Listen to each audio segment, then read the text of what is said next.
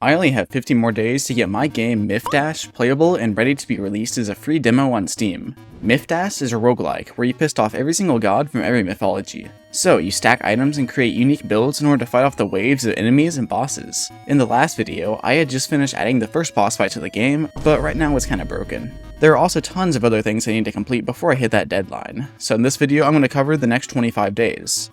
So let's not waste any more time and get right into development.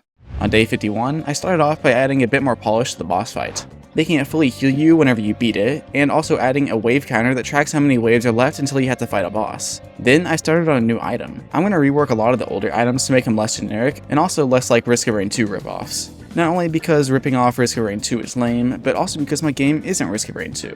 Combat is very different, so the items should work with the core mechanics of the game. Having said all that, I decided to make a new item which is an ATG missile knockoff. It's a beehive that has a chance to fire seeking bees out of your player whenever you damage an enemy. I also set up the behavior for seeking for projectiles in general for this item, which will come in handy many more times over the next 25 days. And on the next day, I added visual effects to instance effects. Instance effects are what I have items and status effects use to affect enemies and players. And so adding this allowed me to add things like particle effects that happen whenever item triggers, or also particle effects for the status effects. I also added the ability for the sprite renderer's color to be affected by instance effects.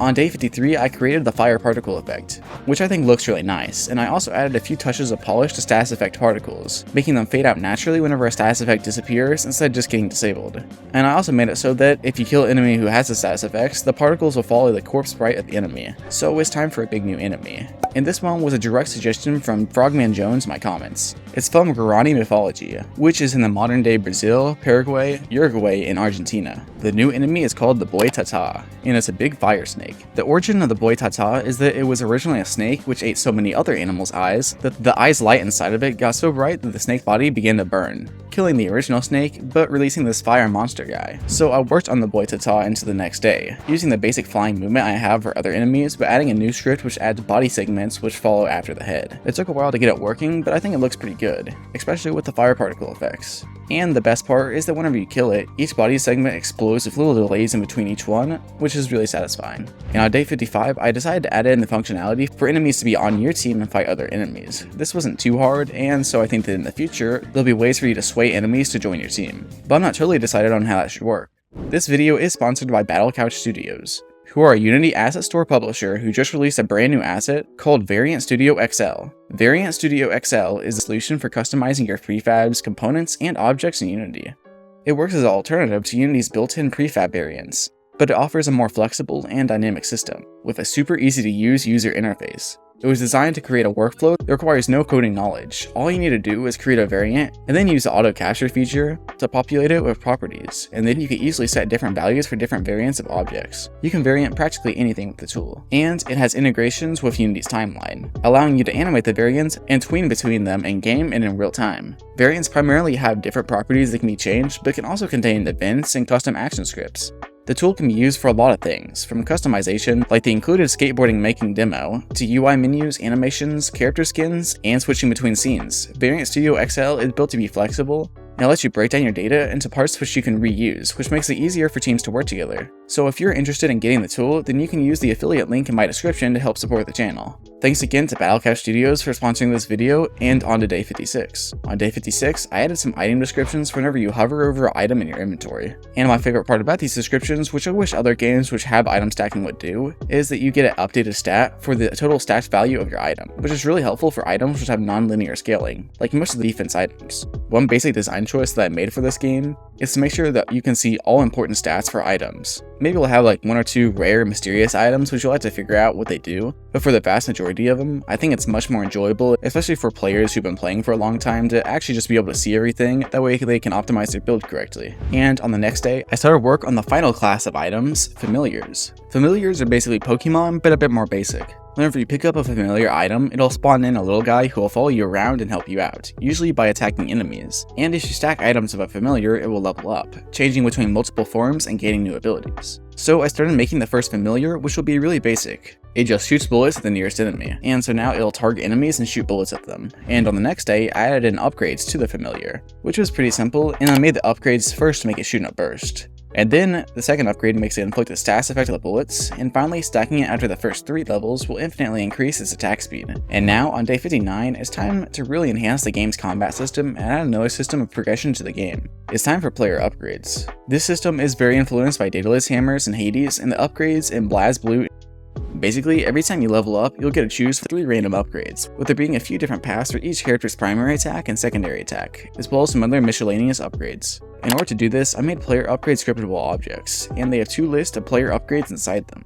A list of prerequisites and a blacklist. In order for any upgrade to show up in your 3 choices, it must have both all of its prerequisites already obtained and no blacklisted upgrades obtained. So I set out the algorithm for this, making sure to get it all completely wrong so that I would have to come back to it later in the future.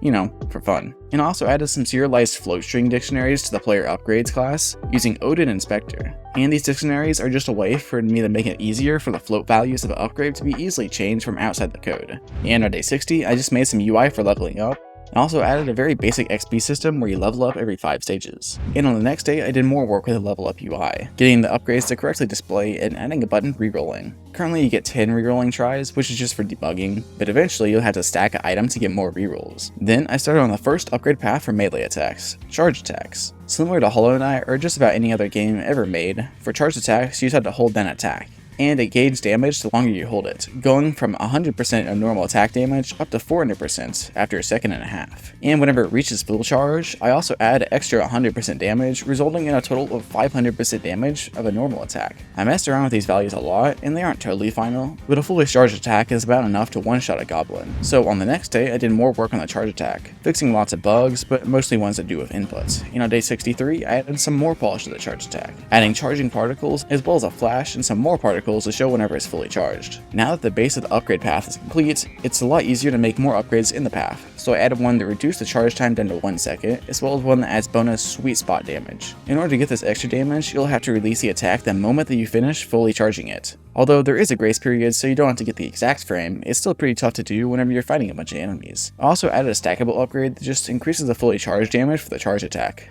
The idea is that even if you have unlocked all the normal upgrades for your character, you can stack these basic ones infinitely, as I do want to add endless mode to the game. I then started working on the second upgrade path, which is a piercing upgrade for your secondary sword wave projectile. This path will turn the projectile into a wall-piercing and enemy-piercing wave that is strongest against big groups of enemies. It was way easier to implement than a charge attack, as I just had to switch out the projectile for the sword wave. And I also made the other path for the sword wave, which is a seeking projectile. This projectile will seek out the nearest enemy, also ignoring walls, and does a bit more damage than the basic projectile. If you go for this path, you can get a projectile that deals higher single target damage and never misses, although it is weaker against groups than the piercing path. In the game, you'll have to deal with both single targets as well as groups of enemies, and you can do this through different items or through player upgrades. For example, if you have a lot of items for group damage like etny and bombs and a lot of sword range, then you can instead invest in the seeking projectiles, which will help you with flying enemies, tank enemies, and bosses. On day 64, I added a level up system for enemies as well, as they were feeling left out after all the player upgrades. This system just additively increases their max HP and attack damage every few waves. This is in order to make it so the game gets more difficult without me having to spawn in millions of enemies, and also forces you to be a little bit more reliant on upgrades and items in order to kill enemies, as your basic attacks get a little bit less effective over time.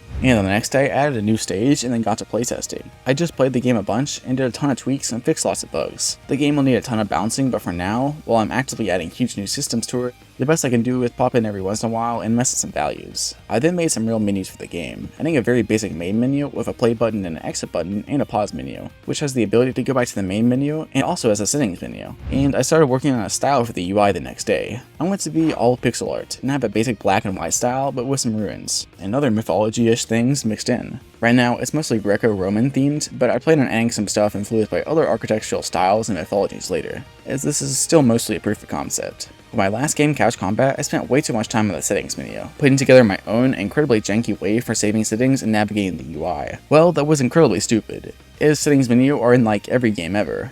So I looked around on the Unity asset store until I found an asset that looked like it would work. Link in the description. And through the rest of day 67 and into day 68, I just messed with the fonts and colors, and just like that, I now have a pretty good basic video and audio settings menu. On day 69, I redid the layout for the GUI. I'll make the final GUI later, as it's still really ugly. But it is more functional now and takes up less of the screen, so that's nice. On day 70, I redid the algorithm for upgrade choices, as it just doesn't work.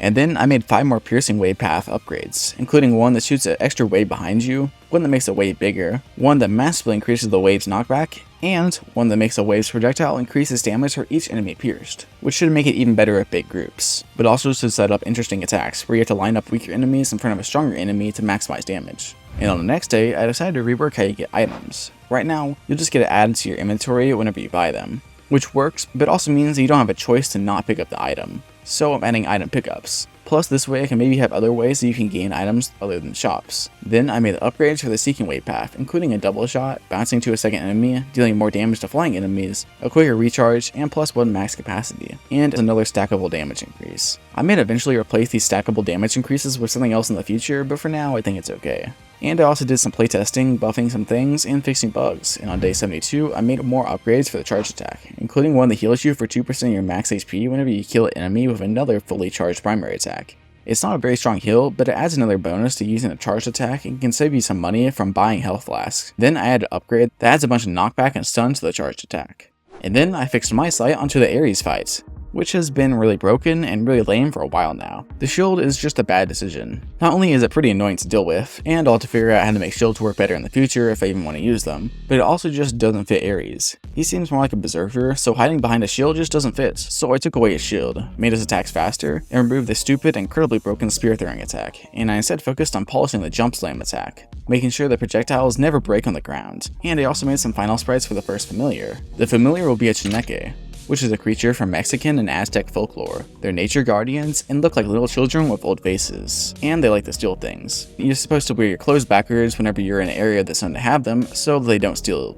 I originally tried to portray them as the babies with old faces, but I couldn't get it to look decent with the art style, so I instead decided to base the design off the statue of one, portraying the Chineke as a flying stone creature, and mostly focusing on its nature guardian role for its attack, shooting leaves. And also as an upgrade it gets more vines and a flower on it. But thinking about it now, after making this video, I might go back and add some gemstones into it as it levels up, instead of just a flower, as I think this could be a subtle way to nod towards its thieving habits. And on the next day, I animated all the stages for the Chineke, adding a rock revolving animation as well. And then I set up the code to animate the Chineke's different stages, as well as a level up animation, which all familiars will use whenever you stack another item for them. I also add on some slightly different item pickup UI for whenever you level them up, telling you the familiar's level and what leveling up does for them, which you can also see if you hover over the item in your inventory. I want the Chineke to eventually inflict a poison status effect, but I'm not really sure how to set it apart from the fire status effect. I want poison to be a pretty simple damage over time status effect, but I also want it to be different from fire, so if you have any ideas for how to differentiate them, then please comment it down below.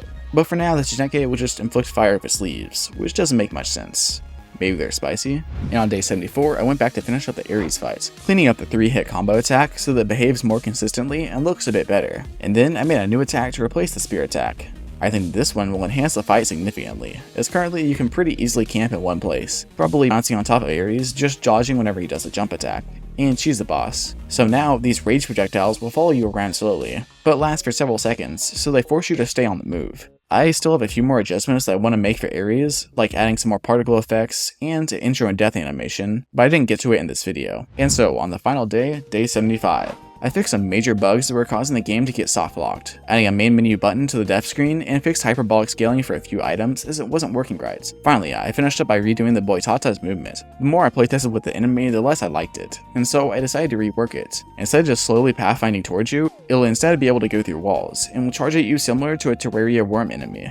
In order to do the charging, I set up a curve that'll control movement speed and turn speed, making them the inverses of each other. Whenever the movement speed is low, the turn speed is high, and this is whenever the snake aims at the player and gets ready to charge. Whenever the movement speed is high, the turn speed is low, making the charge go in a more straight line and allowing the player to dodge. And with some other improvements to the sprites to fix some gaps, the Boitata is completed. And so that was 75 days of development. I may be a little bit behind on where I was hoping to be at this point, but it's not terrible. So for the final 25 days, I'm going to focus on getting some more content into the game. More enemies, items, stages, and hopefully bosses, plus the last few player upgrades. Then in the remaining days, I'll make new art, sound effects, and bounce and bug fix the game. Plus I have to make a Steam page for it, and upload the demo. There's a lot to do, and I don't know if I'll get it all done, but either way, I should have a decently good proof of concept for the game, and from there I can decide where to go next. As usual, any suggestions for mythological creatures, especially cool, lesser known ones, are welcome. Although I am trying to avoid beings from any culture who consider it bad to talk about them, as that's just kinda rude. Anyways, thanks for watching, and be sure to subscribe to follow developments. And thank you to Variant Studio XL for sponsoring this video. Check them out in the description. Bye.